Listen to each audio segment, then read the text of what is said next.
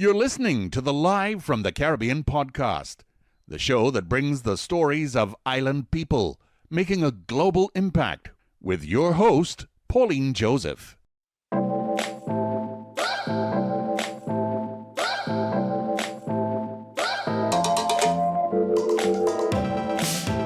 Hi, this is Pauline Joseph, your host of Live from the Caribbean podcast. Thank you so much for joining me today.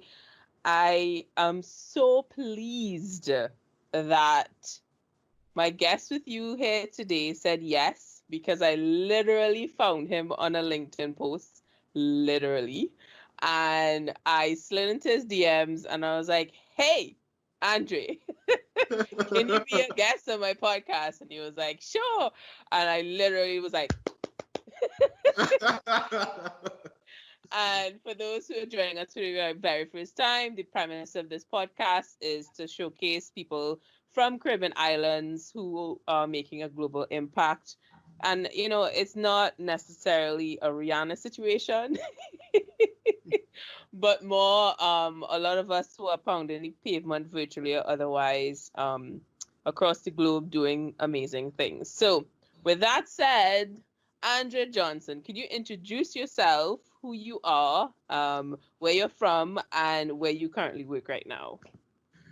Hi everybody. My name is Andre Johnson. I'm Jamaican by birth. I was born in Jamaica. I grew up in Jamaica. I am a criminal defense attorney. I work for the Knox County Public Defender Office. So I currently live in the United States. I live in the Deep South. I live in Tennessee, Knoxville, Tennessee. And as I said, I work as an assistant public defender. Okay.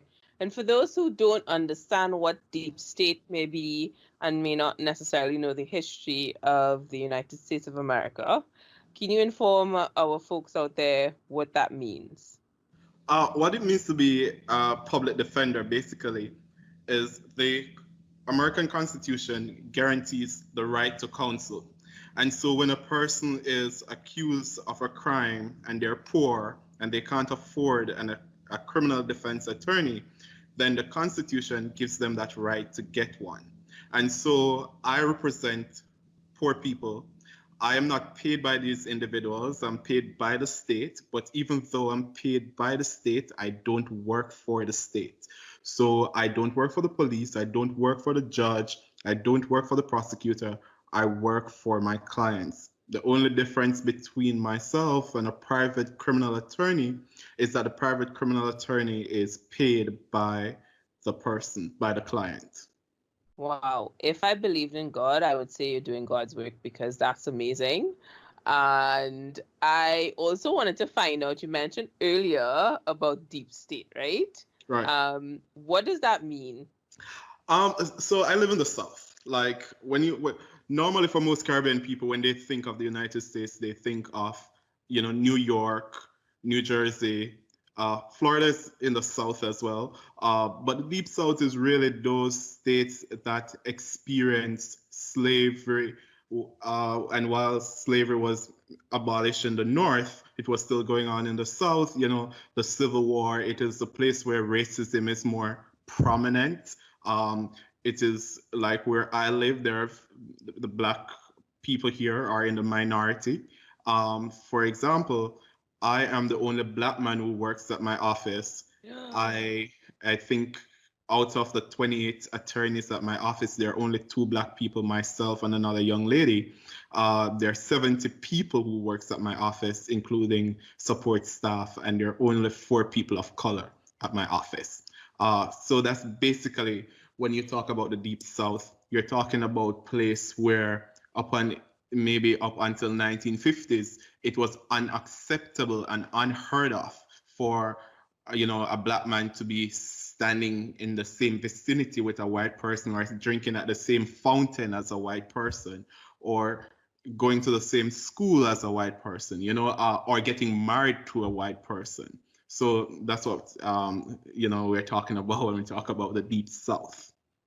It's also a place where racism is still very much prominent today. Wow. I mean, I want to talk to you about that, some of the comments on the post, your very viral post that's on LinkedIn right now. But we will get to that in a minute because I wanted to go in that comments and be like, I, I wanted to be Oh man. transparent and be like, oh, are you kidding me? Yeah. And I completely understand, even within our own struggle, our own people don't understand the importance of, putting that color identification because it's so symptomatic to a bigger problem. And I experience it with triathlon as well, Mhm. which is in no way comparison to where you are, but I mean, kudos to you. That is amazing. Your achievements thus far, and I can't even imagine the hurdles that you've had to go over to be where you are. So we're gonna get in towards that. I want to find out, when did this all happen? When did you say, you know what? I want to pursue law. This is what I want to do. You know, growing up, I wasn't a bad child, but like every Caribbean kid, every Jamaican child, you got into trouble, right? And I think that every time I got into trouble, I had a defense. I was able to, not all the time though, talk myself out of some beatings, right? And out of some ass whooping. And so growing up, I remember my mother used to say, "Boy, you think you're the village lawyer," in Jamaican parlance, you know. And so from then I realized that I had a niche for being argumentative, but also a niche for defending myself and defending my siblings. And so when I went to high school, I did very well in debating and in English language and literature and all of those subjects. And so I'm like, okay, maybe this law thing is where I really should go. However, when I went to UWI Mona, my first degree, I did linguistics. And I went home from school one summer, and my big sister said to me, "You know, I am happy that you're at university, but I'm a little bit sad because I thought you would have been doing law." And then, like, yeah, that was the moment of epiphany, as they would say. I'm like, all right, yeah. So 1 year after leaving UWI, I went back and went to law faculty. Wow. So your sister can take credit for where you are right now, is what you're saying. Yeah, yeah. Yay, sisters. Yeah. So you started at Mona, and what was the trajectory like? What was the path from starting in shifting your degree, or did you finish your linguistics degree and then you started law? Yeah, actually, I did a double major in linguistics and history, and I graduated in 2011. I worked at the UNDP for a year, and then I went to law faculty. I did first year at UWI Mona, and then I did the remaining years in Cayville, Barbados. Oh wow. Okay. Well, I'm half Bajan, so I used to pass y'all. I'm not very big book smart in that sense. I didn't go to UE, but I dropped my siblings off, if that counts. Oh man, Barbados was an experience. I loved it. It's my second home. I love to hear that because we always think that we have some sort of infighting with ourselves, but we just need to stick together. Oh yeah, that's true. Definitely. So because that's a lot of stuff happening there. I don't know how you manage that in a social life. Um, so from Mona, where did you go? So after you're talking about law faculty, Yes. And yes, well, you said Mona, then Cayville, right? yes. Isn't there some sort of, did you not have to do Hugh Gooding, Hugh? Okay, so right, so each region has a law school. So for Mhm. me, it would be Norman Manley Law School. But there are two things that transpired after completing the law degree. I went back to Jamaica in 2015, and I got a summer internship at Myers Fletcher and Garden. It's the largest law firm in the English-speaking Caribbean. And while working there, I realized that I didn't like what I was doing. I was doing more commercial type of law. I wasn't an attorney at that point. It was just an internship, but I really didn't like it. It didn't speak to me as a person. So after the internship ended, I applied for a job as a teacher at the Convent of Mercy Academy Alpha. And at the time, I was supposed to be going to Norman Manley. So the idea was I would be working and going to school. But one, I realized I couldn't afford to pay the $8,000 US for Norman Manley, or $10,000. It was somewhere between 8 to 10,000 US for tuition. And so I decided to take a break, but also mentally I was tired from going to school for so long, because I think up to that point I'd been in school like for 17 years with maybe like 1 year break or 9 months break in between. So I was really burnt out after Kville, and I needed to take a break. So I was like, I'm going to take the year, I'm going to relax, I'm going to just work and then go to Norman Manley the following year. Working on a teacher's salary and living on a teacher's salary in Jamaica wasn't really, it didn't allow me to save, right? And remember, I need 10,000 US to pay for my tuition. And I could not get a student loan because I already had a student loan for my undergraduate degree.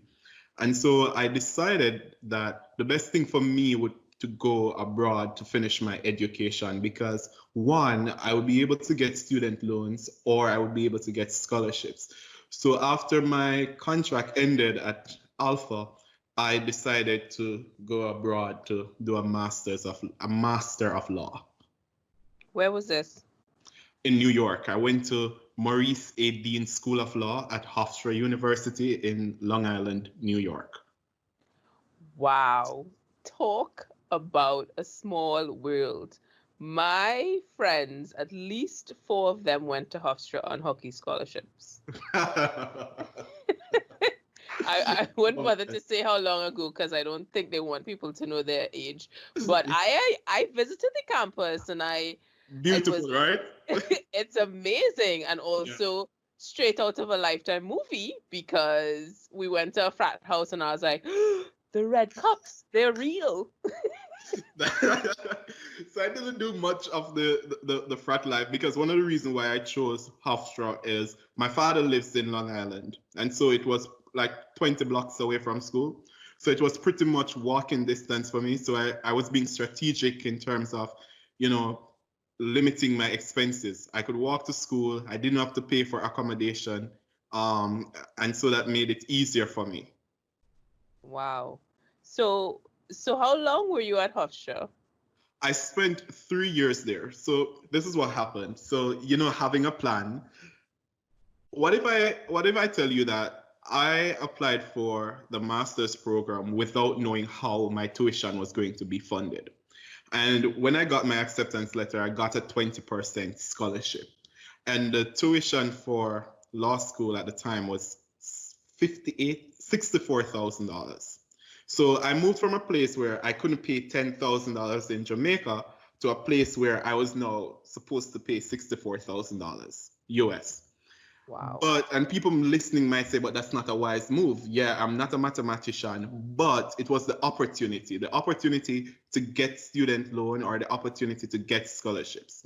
And so for the very first semester of the master's program, I went to school without my tuition being paid, apart from the money that I got in scholarship.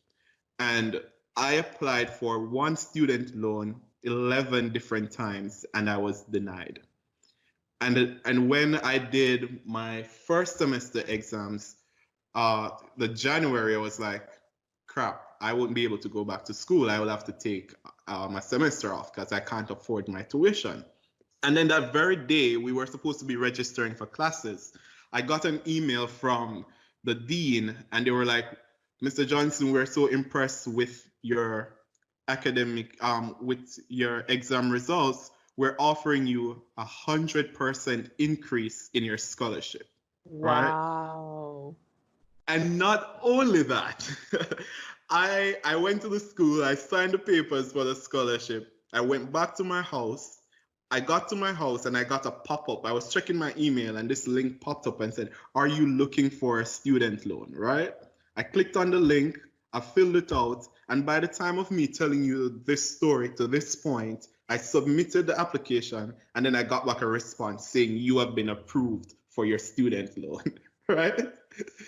And I'm like, yo, this must be God or something. Because 11 different times I applied for a student loan and I didn't get it. And this popped up link out of nowhere, right? And within the space of 15 minutes, I got I got accepted for a student loan. And so I did the masters of law. I applied for the New York bar, and then they were like, oh, you still need to do some cure courses. So basically what they're saying is, I'm sorry, but you don't qualify to sit the bar exam. And so I then had to go back to school and did what is known as an accelerated JD. And what this is a Juris Doctor of Law, and that's what you need to practice law in America. Typically, the Juris Doctorate program is 3 years. However, I did it in 2 years. So to answer the question you asked, I spent 3 years at Hofstra. Wow, that is a lot of school. It is. Wow. And then after Hofstra, where were you off to? I think my trajectory in terms of career and everything was, it's set up, like the things I did at Hofstra set it up for where I'm at now. In terms of when I got to law school at Hofstra, I did this thing that is called mock trial. And what mock trial is, it's basically a mock trial. The name suggests it. It's like you get a case, you get fact pattern, and you make a case. You build a case as an attorney, like a real life attorney. But it's a competition. And I entered the competition. There were, I think, 108 applicants, and I placed second. I went to the finals, right, of the competition. And the final of the competition is judged by real attorneys. There is a real judge there who sits in the Supreme Court, the New York Supreme Court. And I came second in the competition, and she said to me, like, I have seen lawyers who have been practicing for like 20, 30 years, and you're better than some of them. Like, you're really good. And so that gave me the confidence to know that I really can do this work. But at the same time, you know, many people go to law school because of the prestige of law and to make money. And I'm not saying that I don't want to be wealthy or I don't want to be at a better financial place in life, but just coming from my background, you know, I'm a poor boy from Jamaica. I grew up in poverty. For me, going to law school was about helping people and helping people who look like me. And so that summer I did an internship at the Nassau Legal Aid Society. And while there, you know, attorneys kept on saying to me, like, dude, you're really good at this. You're really doing a stellar job. You should really consider this your career. So there's this thing that is called Gideon's Promise. And it's like an institute that train young attorneys to be public defender and to go to places where there's a need for a public defender. And so it's very prestigious. It's like, you know, top applicants from the top law schools in America apply to this program. And I applied, I was accepted, and I'm a Gideon's Promise Fellow. And that's how I ended up going to Tennessee, because it placed me with the office here. Yeah, so that's how I got to Tennessee from New York. Whew, that is an amazing story. No, that's an amazing story. That is definitely testament to your hard work and focus, because that sounds like, you know, head down, the world is falling, but that's fine because I have to finish what I have to finish. That's a feat within itself. And have you met any fellow Caribbean people along the way doing what you're doing? In terms of in New York, yes, you know, you see Black attorneys all the time. You see people from the Caribbean, especially if you go to Queens or the Bronx or Brooklyn. In Long Island, not so much. You do see a few. In Tennessee, definitely Knoxville, where I live, no, I have not. You know, I think I'm the first Jamaican. I'm definitely the first Jamaican to work at my office. I wouldn't be surprised if I'm the first Jamaican to be called to the bar in Knoxville. How can we find that out, and just so I can put that as a blurb to advertise this, because I feel like that is going to be the title of this podcast. I definitely could find that out. I definitely could ask around and let you know. Wow. So that's 20 years of school? How many years of that? 10 years, 15 Honestly, I'm years? 32 and I started school at 3, and I only took 2 years off. Oh, yes, that is intense. Hey, it's Pauline here. I have done so many attempts at this ad because I have to do this because my business is actually financing this podcast. It's the sponsor, monetary wise, and to me, none of the ads make sense. So I'm just gonna do this so I can tell my accountant that this was a marketing spend. Check out acmarketingcaribbean.com. If you want to know what we do, the fact that you're listening to this podcast means that we know what we do.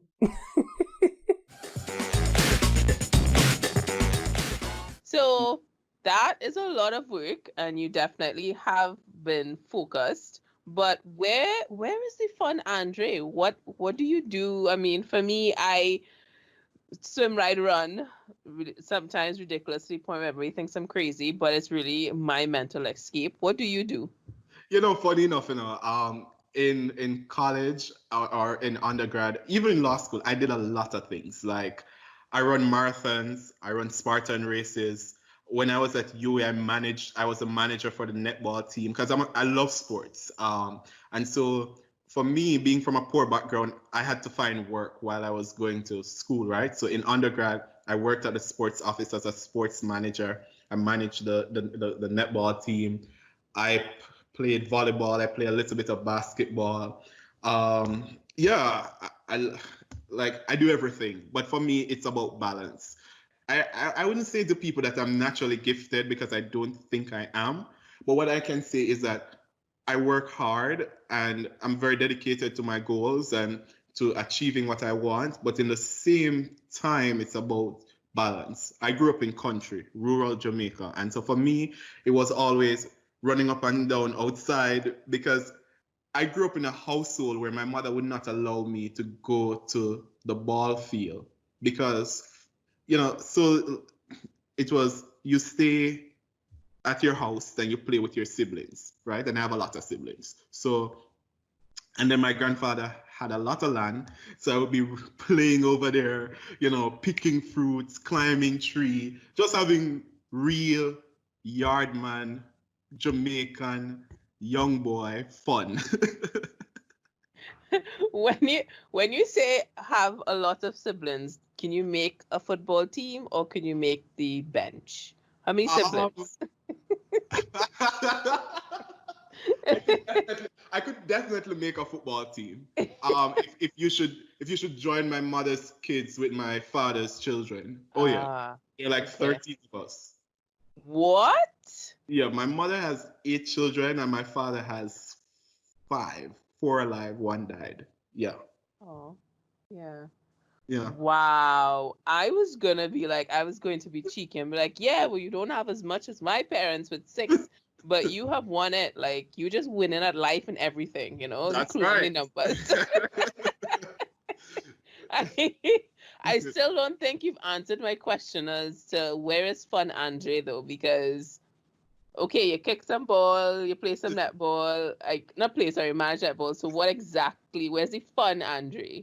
But the fun, Andre, is me playing sports. I did track and field for a bit when I was in high school.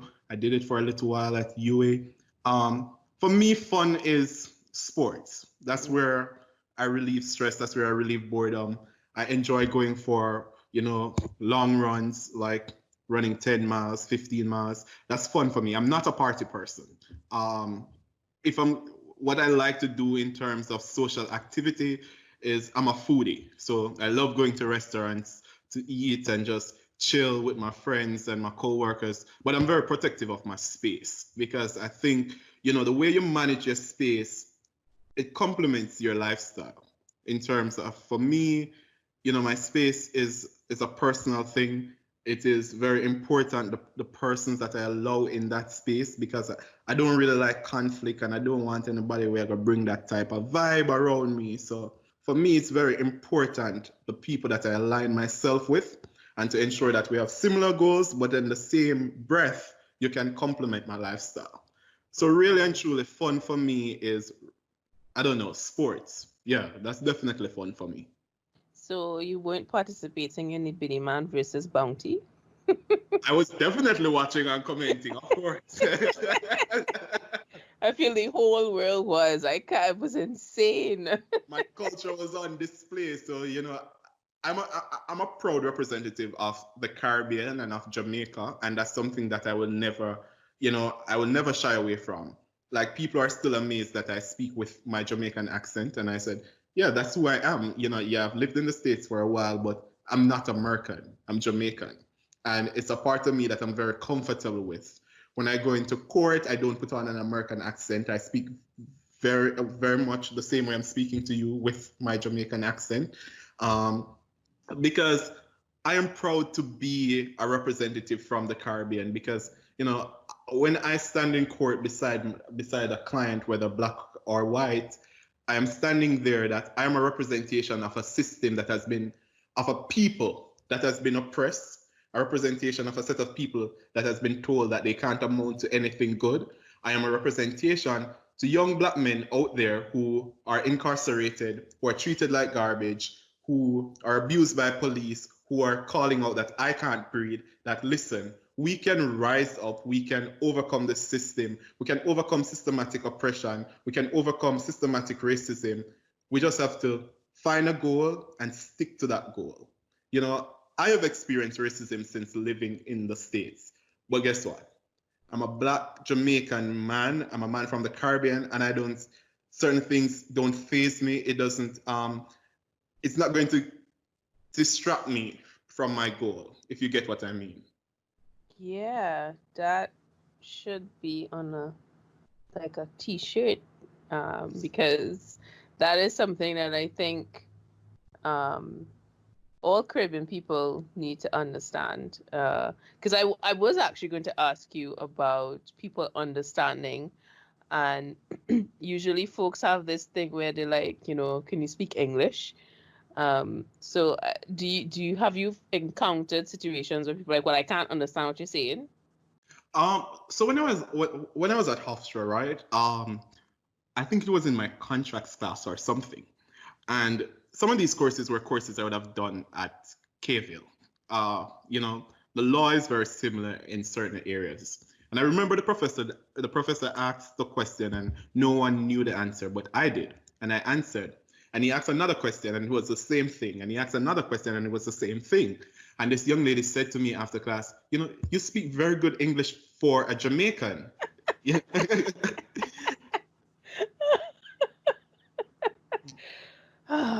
So being the very cheeky me, I said, well, English is my first language. And she said, oh, I'll be going to Jamaica very soon. And I said, well, why would you want to go somewhere where people live in huts and, and sleep in trees? Because clearly that's the impression that you have of my people. But, a part of it is about education and sensitization, sensitizing people to the fact that the Caribbean is a real place. It's not the image that is portrayed.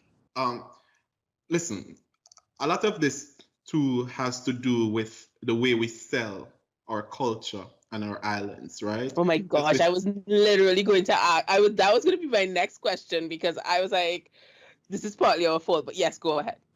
Yeah, we sell it as this ideal place to come for tourists where people are just easy and all we do is smoke weed and chill and everything man, and and so people don't get the realization that it's a real place with real problems, with real people. It's not a utopia as you think it is. Yes, it might be a little paradise, it's beautiful, we have nice beaches and whatever, but just like any society, we have the same issues that you face. I visited Jamaica for the first time in March, just before I literally got out, the last flight out before they closed the borders on both sides. And I had a great event planned with over 60 people registered, but COVID was like, nah, girl, where you going? But it was somewhat of a culture, I don't want to say shock, but my expectations of Kingston was not what I saw on TV, because Right. I was sharing this with some friends, and they're like, yeah, because you see in Montego Bay. And I was just like, people literally shouting at me to get into the taxi, to the point where I'm like staring the taxi man down going, I'm not coming in your car, I didn't say anything because then I'd just definitely, be had.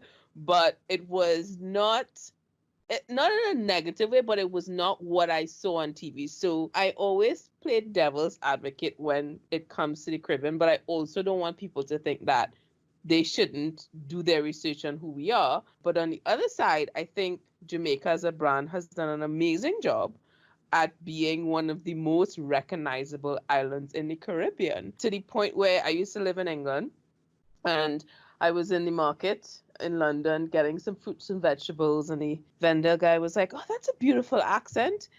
He's like, "Is it from the Caribbean?" I said, "Yeah."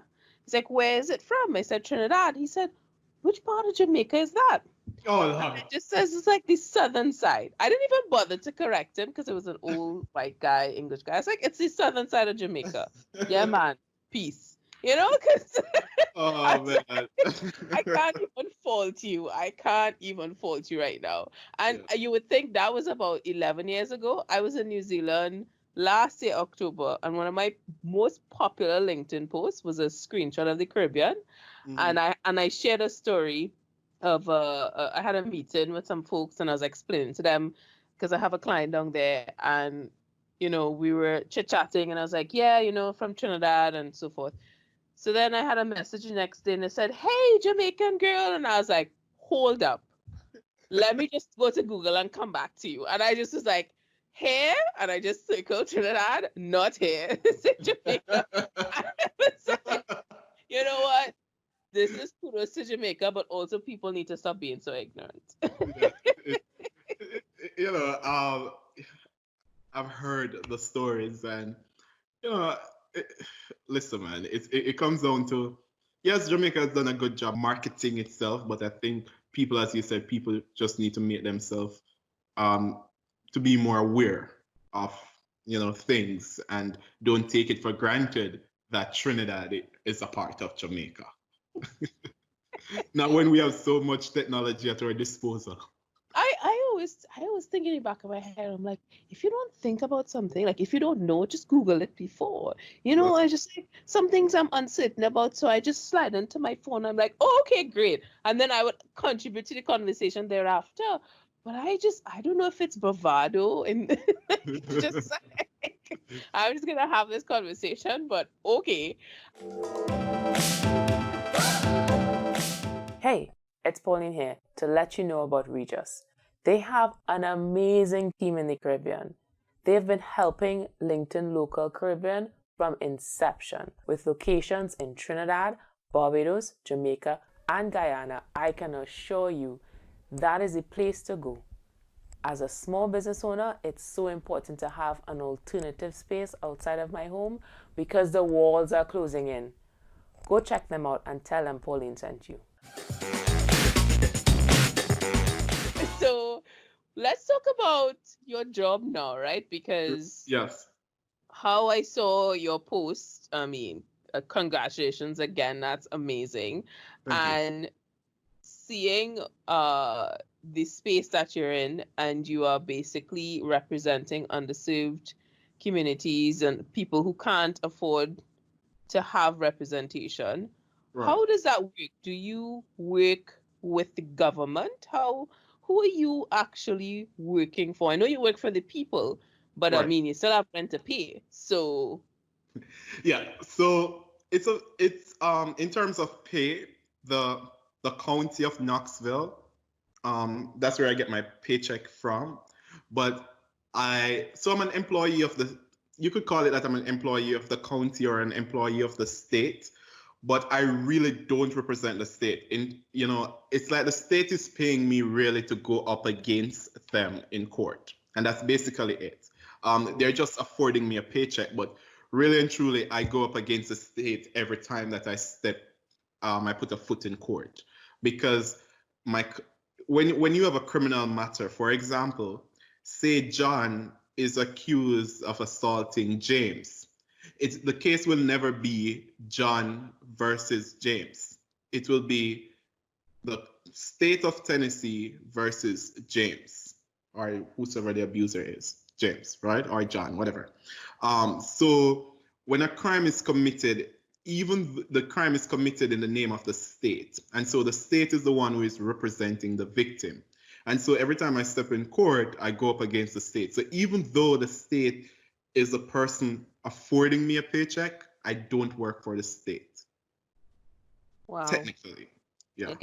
I guess the folks with the fancy letters after their names and are currently at Mona will know what we're talking about. But sounds really interesting. And when it comes to what's happening now with the Black Lives Matter movement, you know, let's talk about that post that you put up, you know. Right. And for those who don't know what we're talking about, can you share the post that you placed on LinkedIn? Yeah, so I shared on LinkedIn, I think it was Sunday, or I don't remember when it was, that I think it says on Juneteenth 2020, a black boy from Jamaica became a member of the Tennessee State Bar.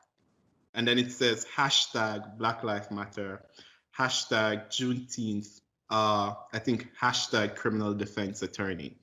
Yeah, I just pulled it up actually as you're talking, and it currently has close to 7,000 interactions, likes and so forth, and then 600 something comments. So clearly it's something that people value. But let's talk about the comments about identifying the fact that you're a Black person. I feel like your introduction and your story says why you have to say that, but I want you to identify and share with folks who are willing to listen why you think that's necessary.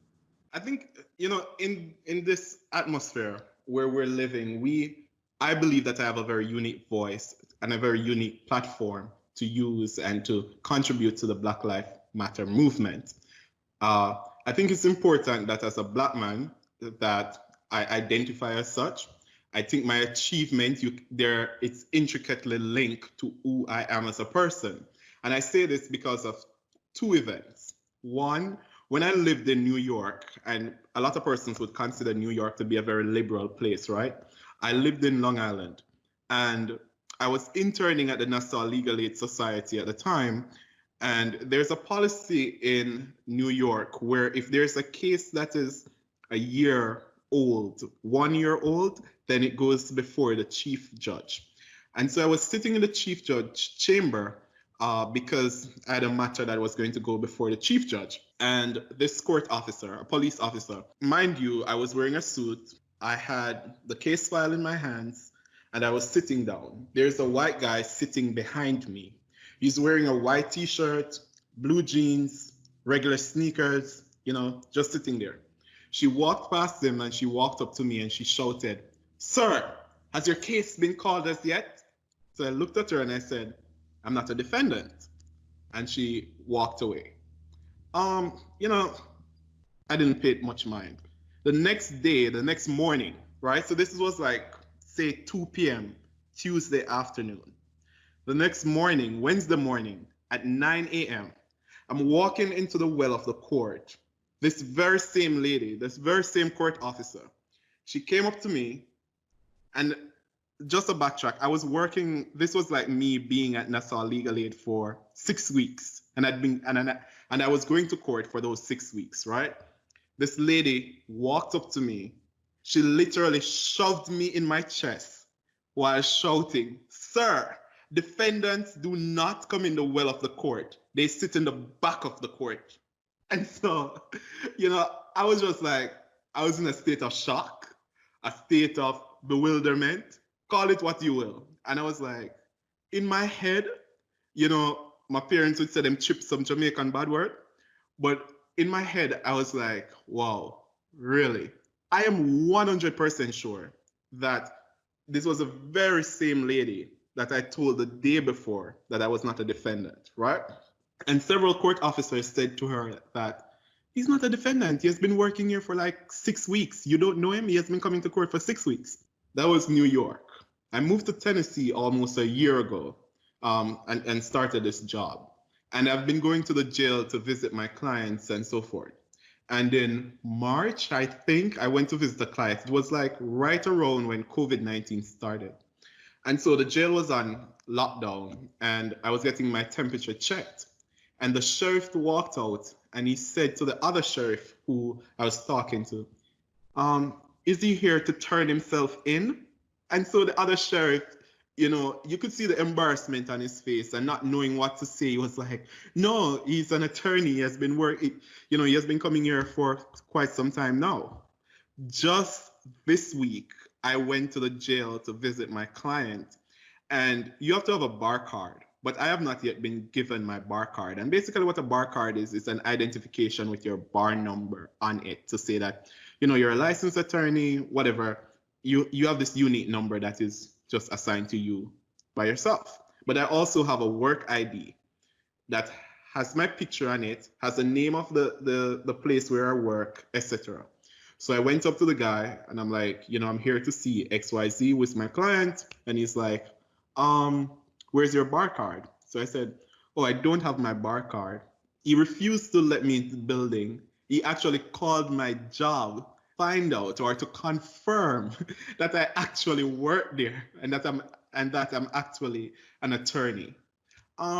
So I'm saying this to say, like, white people, no offense to anybody, they don't go through this bullshit. Excuse my language. They don't go through what I go through as a black man working in the system. And so that's why my post, that's why I wrote it the way I did, because for me, it is important that people know that as a black man, lawyering while black is a big thing in America. I have fear that if I go to the jail and there's a riot inside of the jail, that they would probably tell me that you can't leave because you're not an attorney, you're just trying to escape. Those are real fears. When I walk into court, being one of two black men in Knoxville who practice criminal law, I get the stares. I get the stares from people who are like, what the hell is he doing here? Even sometimes my clients, like when they first see me and they realize that I'm black, I get that stare until I open my mouth and they realize that I know what I'm talking about. So it's important for me to show that as a black man, success is not far-fetched. It is something that I can achieve despite my skin color.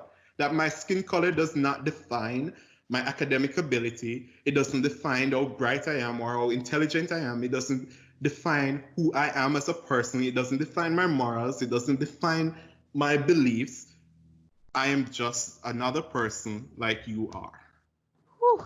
I feel like I need to hug you right now because I felt like I was ignorant to a lot of things as well. I have a father who is 6'2", very, very dark man. I have brothers. One in particular is very dark as well, and he's huge, very muscular. And only like in recent times with what's going on with the Black Lives Matter movement, I've actually had to call him and ask him. I'm like, what have you experienced? Because that level of, just like this friction towards just being a black man, I don't think people have the ability to be empathetic to actually say, okay, this is not my life, but I can still have an appreciation and understanding and fight for something that may not necessarily directly affect my life. And I think that's one of the biggest things with the Black Lives Matter movement, and for us as black people as well to really understand what it means, because I started a vlog about my triathlon journey, and it took me months to say, okay, I will say black woman trying, Right. because I felt like, why do I need to assign a color to my, a color doesn't actually define who I am, but it kind of does, because that's how society sees me. Which times I went to New York 2 years ago to do a triathlon. Yes, I swam through the Hudson River. It's not something I plan to do again. Kudos to you, man. But even 2 years ago, I was one of the rare Black people in thousands of athletes, and to deny that is to deny a history. Yeah, So, I think yeah. it's important. Like, of course, at the end of the day, people want to say that whether you're black or whether you're white, you're one. It's human being, mankind, just the same. But we're talking about just 50 or 60 years ago in the United States. People had to be drinking at separate fountains. We're talking about the fact that there's a case in the U.S. I'm not remembering. It's called Loving v. Virginia. That case, I think, was decided maybe 60 years ago. My math could be incorrect. But basically, what's the purpose or the importance of that case is the fact that it was the case that legitimizes a black man or a colored person getting married to a white person. Because for a long period of time in the history of this country, black person and a colored person and a white person, their union was not recognized. And so people want to behave as if racism it's something that is very far-fetched. It's something that happened many years ago. No, it is very much still in our etched in the DNA of this country. It's very much something that happened in my father's lifetime. And so we have to make a very deliberate effort to ensure that we speak out against oppression and injustice, and that you use your voice and your platform. Of course, I could just post my picture and said I was called to the bar. And yeah, looking at my picture, there's no mistake. I'm a black man. But I wanted to preface my statement or to build on the fact that I know that as a black man, this is a great achievement because of everything that I face in this country, because of the countless number of persons who still believe that as a black person, you don't have a voice, you don't have a right to be here. They call the cops on you if you live in a nice apartment or if you drive a nice car, or police kneeling on your neck because they feel like you're a threat. It is important that as a public defender, that my community, the people I represent, the people who are oppressed, the people who are burdened by this system, they see me out there advocating for them. So this post was not just about me, it was about my community. It was about appealing to a wider audience that as black men, we have a voice, we have a value, and we can achieve regardless of how you view us. I was Googling as you were talking, multitasking, and the Loving versus Virginia was 53 years ago. My mother was 6 when that happened. Yeah. And just to talk on the point and what you said, to add to the fact that, putting black to that post to me is also important as a representation, because I wish I had the media that exists now on TV, because media plays such an important role to how we see ourselves. And Right. I will never forget there was an episode in Friends when Monica, they went to Barbados. Who is Barbados? Um, background ever. But she was plaiting her hair. She plait her hair and she put like stuff on the bottom, the beads. Right. And it lasted all of an episode because Chandler did not like them. And to me, that says to me, that's a representation of me. That's a representation of my culture. And you're saying That's right. to me, you don't like my culture, you don't like me. And I've watched that for 10 years straight. And that in itself creates a own bias within myself. And that's why I think a lot of us as black people don't even feel proud of ourselves.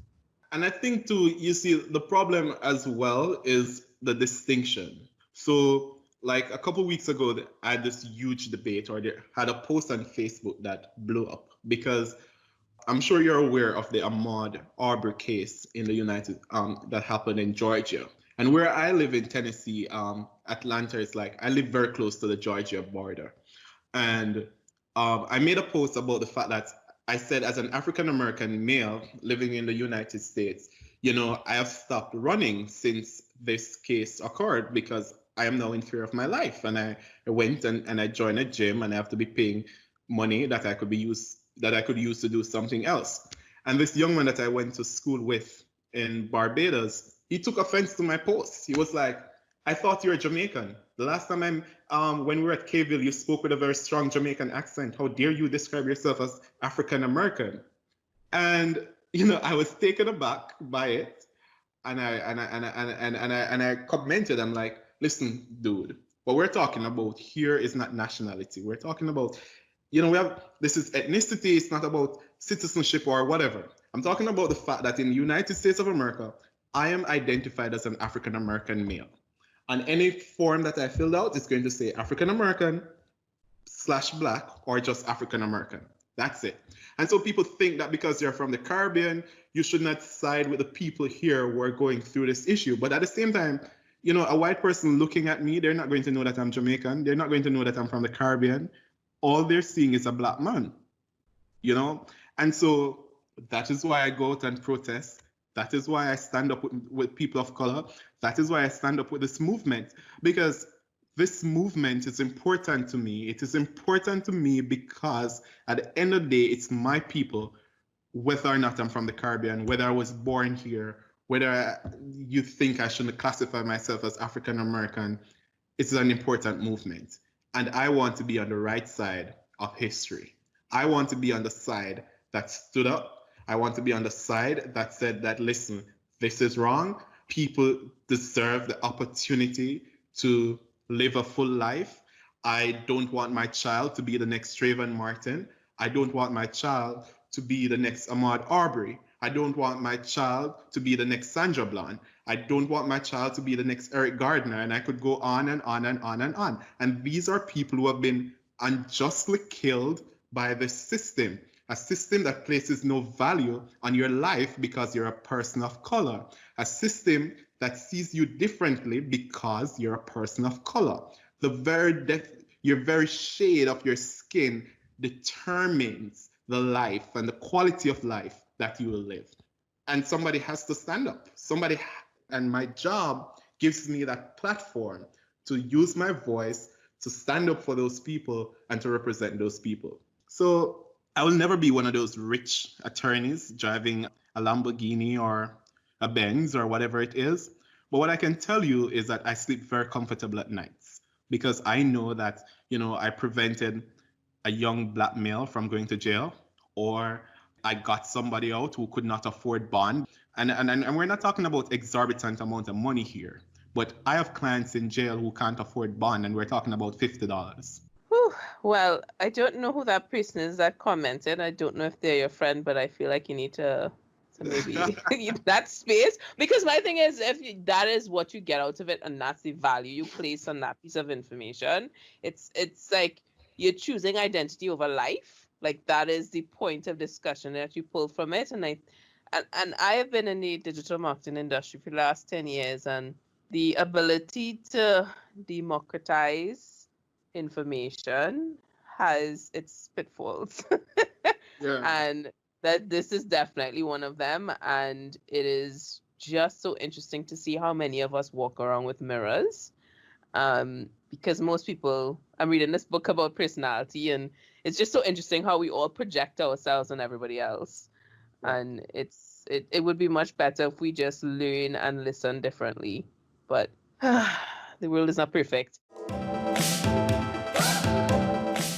Pauline here to let you know about Microsoft 365. As a small business owner, it's been very challenging to, look for sales, increase your clientele. But one thing I am sure of is my business has to be housed in a cloud solution.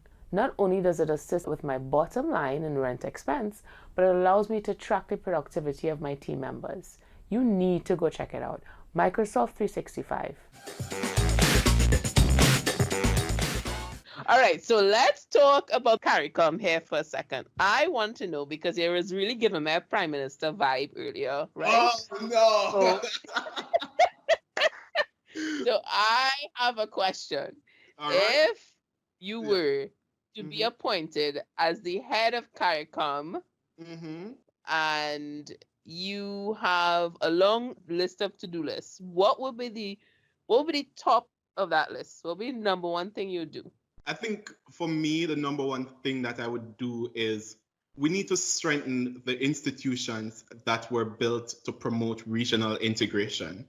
Because I think as a Caribbean and working under the banner of a single market and economy or Caribbean community, that these institutions, they have failed us or they're failing. And I think over time, we have not made any improvements to these institutions. Let us look at UWI, for example. The University of the West Indies was created to promote and to facilitate regional integration. And each campus was designed to cater to a specific program. Mona, medicine. 𝐾𝐲, law. St. Augustine, engineering. But if you now look at the various campuses, they now each have a law program, an engineering program, and a medical program. So you find that less Jamaicans are going to Barbados, because why go to Barbados when you can stay in Jamaica and do law at Mona? So I think we need to strengthen, improve these institutions to promote regional integration, because I still, as a Caribbean, we don't identify as such. For example, you're in the United States and you speak to somebody from Europe and you say to them, like you speak to somebody from England, you say, where are you from? Most persons will say, I'm from Europe. You're in the United States and somebody asks you where you're from. Nobody's saying I'm from the Caribbean. They're distinctively saying I'm from Jamaica or I'm from Trinidad. So there's no feel of unity or of a common community, because and when you look on Twitter and you see the various Twitter wars between Caribbean islands, it is clear that we don't have that common consensus that we're one community. And so I think that's the first thing, that's the thing that would be on the top of my list. Strengthen these institutions, improve on them, create new ones. I have some layers of questions with that one, but we'll have to do that for the LinkedIn live session, because I have some comments, some questions. Listen, I, as somebody who have been back and forth since I was a child, I've been to 3 or 4 primary schools in Barbados. So it's always Barbados and Trinidad with my parents. And I never identified singly with either one. And when I'm in Barbados, I'm considered a Trinidadian. When I'm in Trinidad, I'm considered a Bajan, even with my accent. So all my friends know, check Pauline for anything to do with Barbados. And that separation to me has always been my confliction, my identity crisis. Because I see so many things that are similar, but also things that are unnecessarily different. But anyway, this is about you. That'll be for our LinkedIn live session. Okay, and finally, the last question I have for you is, how influential do you believe that your Jamaican upbringing is the reason why you are where you are right now? I think of all the questions you have asked me this afternoon, this is probably the I wouldn't say, what's the word? Most important? I don't know, maybe for the want of a better word. Growing up, I grew up in what I like to style a dichotomy. And I don't know if it's an accurate representation, but for me, that is it. What I mean by that is my mother is poor, on the poorer side of life. My father is on the more fortunate side of life. My father, people had some money. But I did not grow up with my mother and my father. I grew up with my mom because they weren't together when I was growing up. And in Jamaica, we don't face racism, but we have classism. And so I experienced from my paternal side of family this vibe that I wasn't good enough because of my, because of who my mother is. And so I grew up poor. I went to school without lunch money at various stages of my life. At various points, my father was not active in my life. I must give him commendations for stepping up and playing a part in my life. I would not be where I'm at today because he did contribute to it. It might not be what I wanted, but he did. He made an effort when he did, when he came around. But my mother taught me the very tenets that I live my life by. 1, be kind. Work hard. There's a saying in Jamaica, don't put your cap where you can't reach it, meaning be content with what you have. And I learned those simple values from my mother.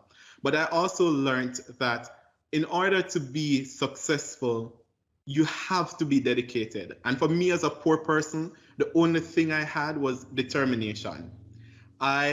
When I went to high school, I got $100 for my lunch money. I was paying $80 for traveling expenses. So I had $20 to buy lunch. In Jamaica, $20 was nothing. The only thing I could probably buy was a soda. Let's say a soda, you know? But that built a fire inside of me to say that I'm not going to let my situation, my present situation at the time, determine my future. I was going to work hard. I was going to put my head down. I was going to use education as a tool to get out of my situation. And so I want to say is, yes, being Jamaican helps, but I think it's about the fact that my mother instilled in me from very early certain fundamental principles by which I still live my life today. Like, you know, I am not wealthy by any stretch of the imagination. Yes, I'm an attorney, but I live paycheck to paycheck because I represent poor people, you know, but I am very content. I'm very happy with what I have because it's not about me, but it's about what contributions I can make to improve someone's life and to make someone's life better. Like, the only thing I want to achieve in this life is to inspire one person to be a better version of themselves. That's the only goal I have in this life. Well, after this podcast, I'm sure it's going to be more than one. Anything over that is brata, as Jamaican people would say. Well, as Andre, people would say, anything else are brata. is a what, sorry? Anything else is brata. Anything else is extras. You know? Rata? Yeah. Give you a little bit of the Gosh. culture. Sometimes I swear I just be like, what is there? Like, can Google translate this? The little just get me too. I was just like, what? It's so cute. Oh my goodness. All right. So that was amazing, Andrea. Thank you so much for giving me your time. Imagine this all came from a post. If folks out there wanna follow you, see your journey, where should they go? You know, I don't really document a lot of things about myself in terms of my achievements. My social media, I would say I do have somewhat of an active social media, but I really use like my Twitter platform to talk about legislative changes and to argue about the law and to argue about things that I want to see. But if you want to follow me, I have to actually look it up to show you. So it is wanted, that is W as in water, A as in Andre, N as in Nancy, T as in Tom, E as in egg, D as in David, underscore, J as in John, O as in orange, H as in Henry. So it's wanted underscore JOH. And I'm sure if you type in Andrew Johnson and you look around, chances are there's some connection somewhere. So No, you can you probably won't find find him. me if you type in Andre Johnson, but you would probably find me if you type in Dre Boss. And if you I want to follow me on Facebook, it is Andre the Boss Johnson. I was young once. Okay, all right, old man, take it down. But So yeah, folks, in case you missed that, it's Dre Boss. In case you didn't get the wanted underscore JOH. that's the first three letters of my last name. All right, there we Yeah. go, sorted. But Awesome. I want to thank you for, allowing me to talk about myself and to talk about what I do, and for sharing your space and your platform with me. I think it's important that especially our men in the Caribbean, or young boys in the Caribbean, can, especially those who are not from privileged background, can know that, listen, man, you're born poor, you don't have to die poor. If you're dedicated and you work hard, you can achieve anything in life. If it is you want to be a pilot, if you want to be an engineer, if you want to be a lawyer, if you want to be a farmer, anything you want to be, you can achieve it once you work hard. And don't think, this is the final thing I'm going to say, don't think that success is premised on academic abilities. You don't have to be a lawyer. You don't have to be an engineer. You don't have to be a doctor to be successful. If that's not your thing, it's just not your thing. You can be a mechanic and you make way more money than I do. You can be a farmer and you'd make way more money than I do. Just be dedicated and do it to the best of your ability. Yeah, I am actually a product of that. Your story of going to school without lunch, thankfully back in my day we had school meals to the point where the teachers knew that we didn't have food, so they used to send us home with the extra boxes of food. And I don't have a college education or university, but I've been hired by global companies to represent their brands online. So it's not impossible. It's not. Definitely not. Definitely not. Caribbean people are strong. We are awesome. Yeah, man, we're strong and the whole heap of yam and that sheen them when we eat. And the roti and the and the doubles. And Barbados, the flying fish. Oh my gosh, you need to hold back on the macaroni pie. It's real strong with salt, but yes, it's important. Oh my goodness. Well, thank you so much. And again, for those who are confused by his accent, it's it's on Twitter, just wanted_GOH. And yeah, that is where we're gonna just close off. Bye guys. Bye. Thanks for joining us this week. Make sure to subscribe in iTunes, Google Podcast, or wherever you listen for your podcasts. Don't forget to join the community at our website, LinkedInLocalCaribbean.com. If you liked this show, you might want to check out our next LinkedIn Local event by following the hashtags on LinkedIn. Search for #LinkedIn Local Caribbean.